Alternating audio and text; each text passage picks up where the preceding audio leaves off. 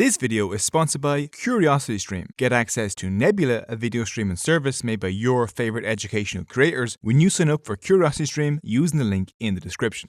Of the roughly 190 countries in the world today, fewer than 30% existed in their current form 100 years ago. Africa looked like this, Yugoslavia existed, and there was this weird place called Belknap.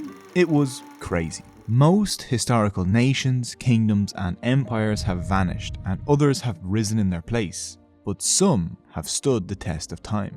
In this video, we'll be bending some historical rules to have fun speculating on which ancient states have the best claim on continuing into modern countries. By bending rules, I mean that projecting our modern ideas of countries into the past doesn't really make sense. Ancient people had very different identities than we do, but I can bend whatever rules I want. For example, I can summon this unicorn, this platypus with a lightsaber, and this llama on a jet ski. We're just having some fun, and if a historian wants to complain about this rule bending being historically inaccurate, I will slap them, as is tradition. So, what is the world's oldest country? How have they survived? And what does it have to do with satanically possessed Dalmatians? Well, let's find out.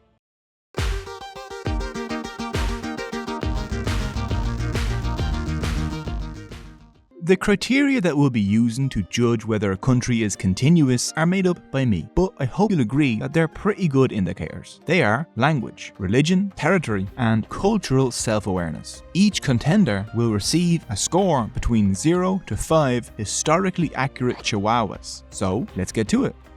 Greece. Ancient Greece, mainland Europe's first civilization. Philosophy, columns, heroes, olives, homoerotic pottery. What a time to be alive. Greek history starts with the Mycenaean civilization around 3,770 years ago. The Mycenaeans were a collection of independent city-states that built impressive cities, palaces, and temples. Their religion introduced gods such as Zeus, Poseidon, and Athena. Around 1400 BCE, they developed Linear B, the first written records of the Greek language. This is modern Greek's 3,400-year-old ancestor. The Mycenaean civilization collapsed around 1050 BCE, leading to a 350-year dark age. After this dark age, Greek city-states popped up again and started doing some pretty good architecture, science and philosophy. This was the Greece of Homer, Plato, Socrates, and Sappho, the Parthenon, and the world's first computer. Homer's Iliad and Odyssey, which were written in this era, were set in the Mycenaean age, and Greek cities claimed to be founded by Mycenaean heroes like Heracles and Achilles. The first Olympic Games were held in 776 BCE and were open to citizens of any Greek city-state. I actually think that this is a good start for Greece as a country, when a people self-aware of their own shared culture came together to do Greek stuff. The historian Herodotus called this shared culture Ellenikon, which meant the Greek thing. Ellenis is still the Greek word for Greeks today. Using a Phoenician invention called the alphabet, the Greeks created the Greek alphabet around the 9th century BCE. Modern Greek is still written in this alphabet, and about 70% of the planet uses an alphabet descended from this Greek one.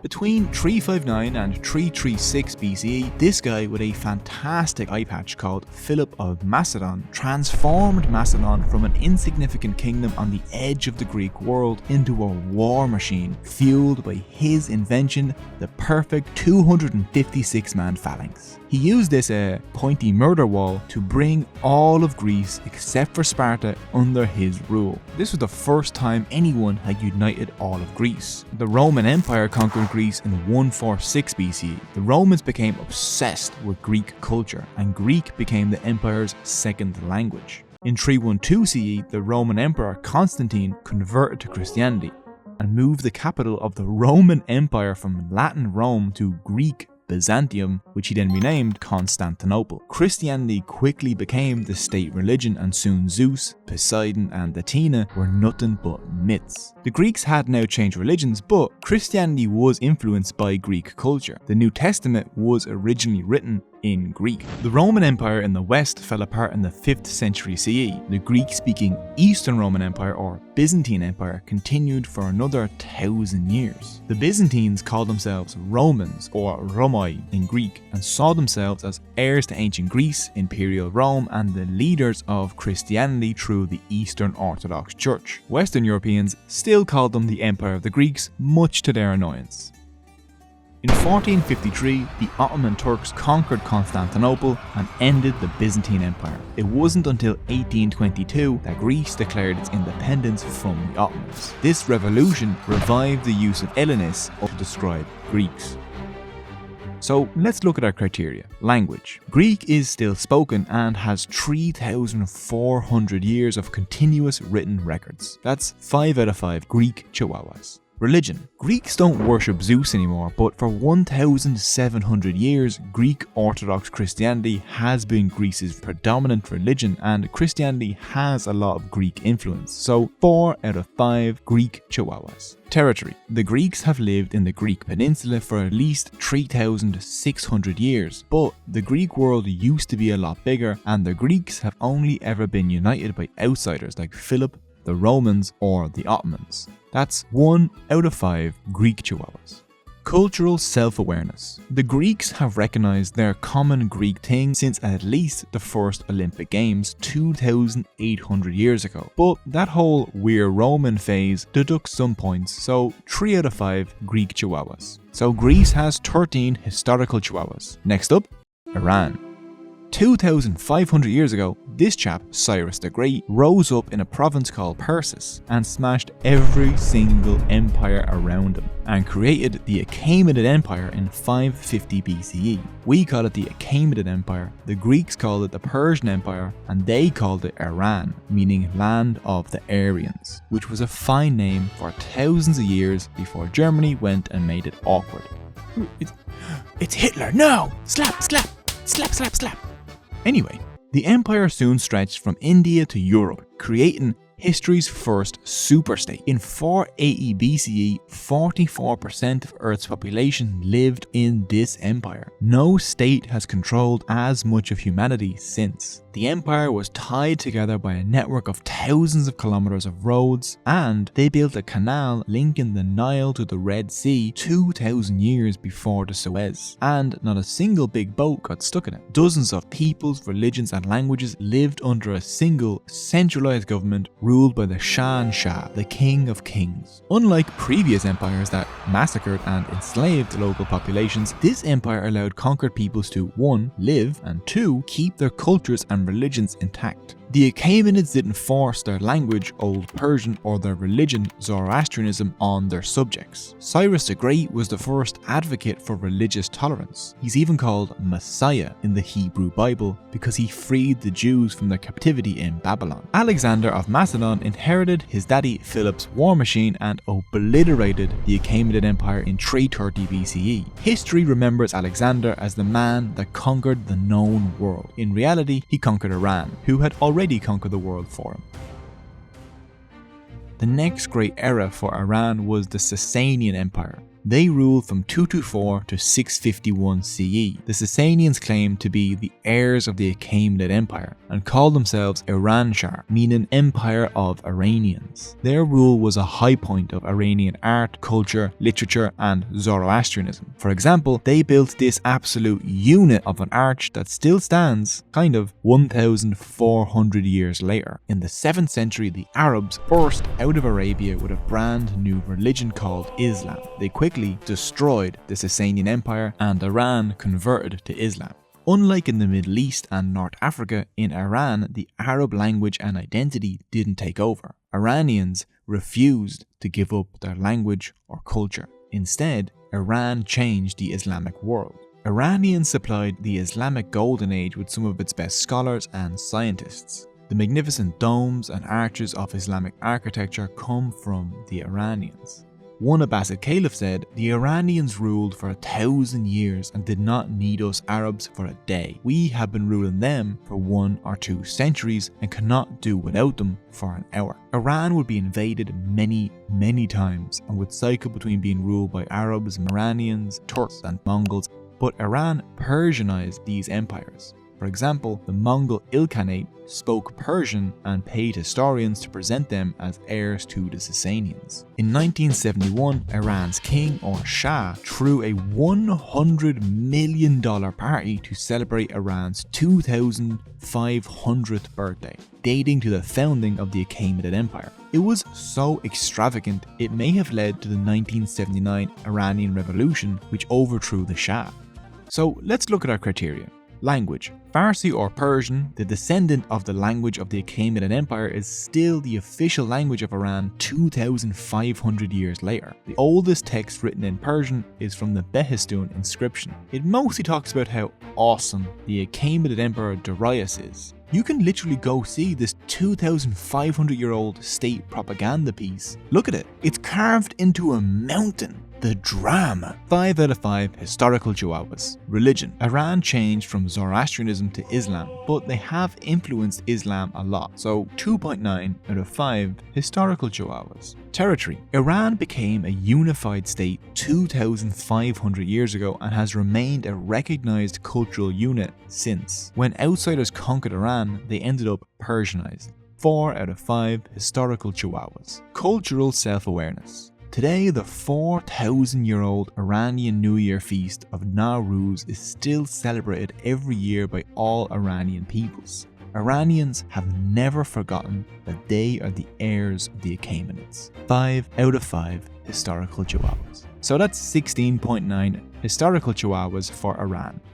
Ethiopia. Modern humans evolved in Ethiopia, so it is literally the country where humans have been the longest. 3,000 years ago, around the 980 BCE, the kingdom of Dimit appeared here in what is now Ethiopia and Eritrea. We know very little about them, but they did leave behind this stone temple at their capital in Yeha. Dimit disappeared around 400 BCE. Their successors, the kingdom of Aksum, appear in the 1st century CE. Aksum steps into the historical record as a bustling trading empire, connected to the far corners of the world. We've found Greek and Chinese goods in their tombs. In the 200 CE, the Iranian prophet Mani said the world's 4 superpowers were Aksum, Iran, Rome, and China. Aksum built these towering stone obelisks. One was 33 meters tall, the tallest obelisk ever built by humans. Some of these magnificent structures still stand today. If you look very closely, you'll see these are supposed to represent multi-story buildings.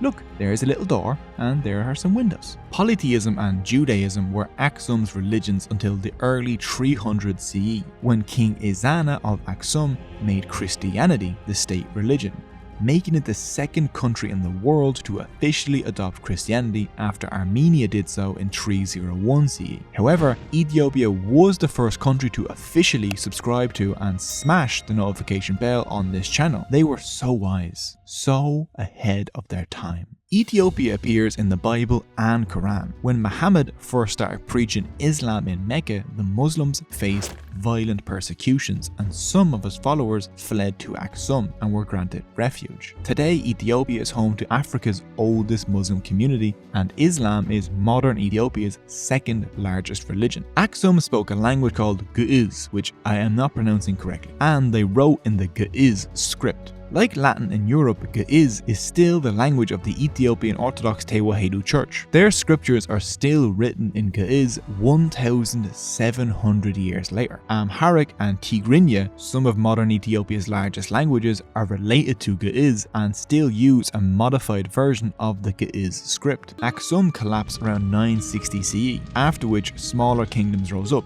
These kingdoms built the incredible looking churches at Lalibela in an Aksum influenced style. Look at these things, they carved these huge churches out of rock.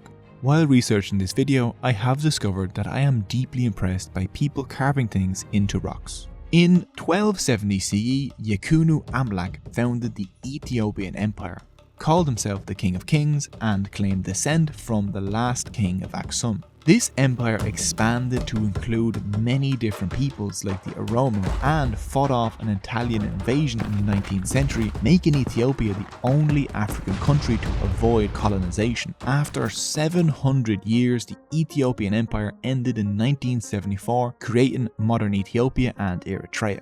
So, our criteria: language. Aksum's language and writing system is still found in modern Ethiopia almost 2,000 years later. But modern Ethiopia is much larger and is home to dozens of unrelated languages. So 3 out of 5 historical chihuahuas.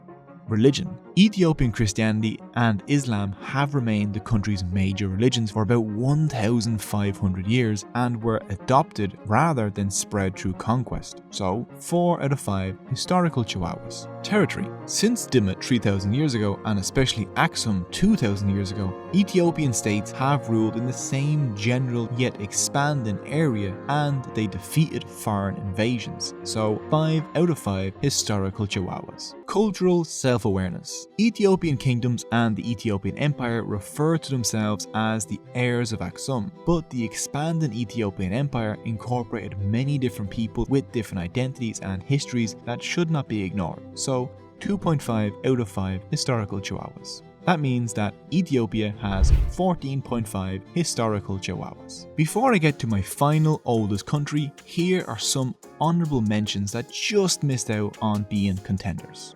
Egypt. Egypt became a unified state in 3100 BCE. That's 5,000 years ago, back when mammoths still roamed the earth. Egypt created a state religion, wrote its state language in hieroglyphs and hieratic, and paid thousands of laborers to build these pointy tombs. Over its thousands of years of history, Egypt created monumental architecture, art, and literature that still awes people. But for most of the last 2,500 years, Egypt was ruled by outsiders and its religion changed to Christianity and then Islam, and its language is now Arabic. It's a very different country to ancient Egypt. India. India can trace its roots back 4,600 years to the Indus Valley civilization. The word India comes from this civilization. Well, technically it comes from the river, but look, it's close enough. But unlike Egypt or Iran, India never really formed into a unified country until very recently. Armenia. Armenia pops into history 2,600 years ago in 570 BCE. Even with such an ancient history and a continuous language, identity, and a love of hummus, Armenia was tragically ruled by Iranians, Romans, Arabs, and Turks for almost all of its history. San Marino. According to legend, the tiny country of San Marino was founded in 301 CE by the Christian saint Marinus. He built his own commune on the top of Mount Titano, where he performed some miracles like curing a Dalmatian that was possessed by the devil. A person from Dalmatia, not a dog, although that would have been satanically adorable. The country of San Marino grew around Marinus' monastery, but 301 CE isn't as old as other countries on this list, and documents confirming San Marino's existence don't appear until the 800s. The Constitution of San Marino from 1600 is the world's oldest constitution still in effect. It's technically the oldest ongoing government. And now for my final country, China.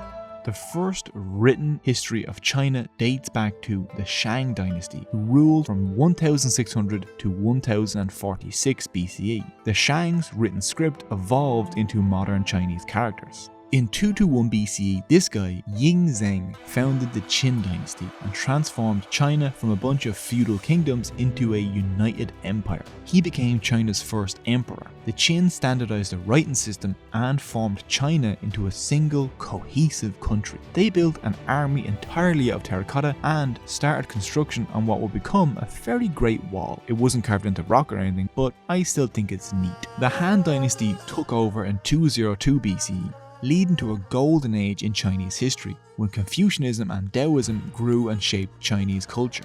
The Han introduced universal military conscription for all men for 1 year. These soldiers traveled far away from their local communities, befriended comrades from other provinces, and were taught to serve the emperor and country. When Europeans started doing this 2,000 years later, in the 19th century, they called the army the school of the nation because it was so good at uniting once distinct people into a national community. In order to work for the Chinese state bureaucracy, you had to pass fiercely competitive exams, which meant people across China were studying the same texts and absorbing the same ideas. The Han Dynasty united the country so much that today, 2,000 years later, 91% of China identifies ethnically as Han Chinese. The Han kicked off China's obsession with technological advancement. China invented paper, the printing press, gunpowder, paper money, the compass, and competitive examinations. Historians say that the printing press, mass education, and universal military service allowed European states to forge national identities.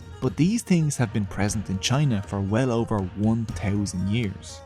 The Han collapsed in the 2nd century CE. Afterwards, China regularly split into warring states, but always came back together into a unified Chinese state, constantly reborn from its own ashes. China was sometimes ruled by outsiders like the Mongols and Manchus. China's response was to make their conquerors Chinese. The Mongols conquered China, but they ruled as Chinese emperors and took a Chinese name, becoming the Yuan dynasty. They adopted Chinese language, bureaucracy, literature, and the ideas of Confucius and Lao Tzu. China's last dynasty, the Qing, collapsed in 1912, ending 2,100 years of rule by emperors. The modern People's Republic of China was founded in 1949. So let's look at our criteria. Language. China still speaks the main 7 Chinese languages. Other ancient scripts, such as Egypt's hieroglyphics, died out, but China has used the same script for 3,000 years. 5 out of 5 historical chihuahuas.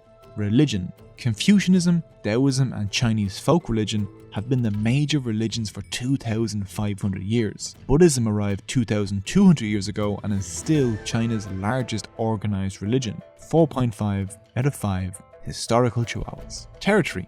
For most of the last 3,000 years, a Chinese state has controlled most of modern China's territory. They have expanded by conquering other people's lands such as Tibet, and China was conquered a few times and broke into warring states, so 3 out of 5 historical chihuahuas. Cultural self-awareness. Chinese self-awareness stretches back at least to the Han Dynasty 2,200 years ago, so that's 5 out of 5 historical chihuahuas. That's 17.5 historical chihuahuas for China. So here are our 4 contenders and their scores. Personally, I lean towards China being the oldest country. Western, Islamic, and Indian civilization include many different states, nations, and peoples. But Chinese civilization is unique because it has always been synonymous with one state, which has ruled China for most of the last 3,000 years. The Roman Empire never reunited, and no caliphate has ever ruled all Muslims after the first, but China is still here, in the same territory, speaking the same language, practicing the same religions, and using the same writing system as 3,000 years ago. Look, a 3,000-year-old writing system sounds cool, but have you ever seen 3 guys play a massive game of tag across Europe? Because you can, over on Nebula, a Streamy Award-nominated video streaming service created by Cogitoedu and a bunch of other educational creators, where you can watch some of the best educational content ad-free, uncensored, and earlier than on YouTube. And we've partnered with CuriosityStream. On Nebula, videos don't have to compete to succeed in an algorithm that pushes clickbait. Instead, creators can focus on producing high-quality content. Real Life Lore has a whole exclusive series on Nebula called Modern Conflicts, a well-produced deep dive into conflicts that have shaped our world. You might also enjoy Real Engineering's incredibly well-made documentary series, Battle of Britain. Both of these series would be impossible to make on YouTube, but thanks to Nebula, creators can experiment with fresh ideas, like Wendover Productions' new series, Jetlag, where he plays tag across Europe, circumnavigates the globe, and somehow plays Connect 4 across 4 American states. This video was up on Nebula ad-free days before it was on YouTube. There are many, many more Nebula original videos and podcasts, all funded by and created for people like you, people that enjoy original, independent, and smart content. And now we've teamed up with CuriosityStream, the best place to find world-class documentaries online. We've created a deal where if you follow the link in the description, you'll get access not only to CuriosityStream but to Nebula too, for free. And it's not a trial or anything like that. As long as you're a CuriosityStream member, you'll get Nebula. CuriosityStream has thousands of documentaries. I just finished Megapolis, a great documentary with these stunning 3D recreations of ancient Rome. Right now, CuriosityStream is offering Cogito viewers 26% off their annual subscription. That's less than $15 a year for both CuriosityStream and Nebula, and the thousands of incredible videos hosted on both. So click the link below to get 26% off an annual CuriosityStream subscription, along with free access to Nebula, or you can just go to curiositystream.com/Cogito. So what do you think the oldest country in the world is? This video is literally just my personal opinion. Let me know what you think in the comments below. You can find all the sources used in the description. If you're interested in supporting the channel, there are links to my Patreon and t-shirt store also in the description. Patrons get early access to all these videos along with some other extras. Thanks a lot for watching, and Slán.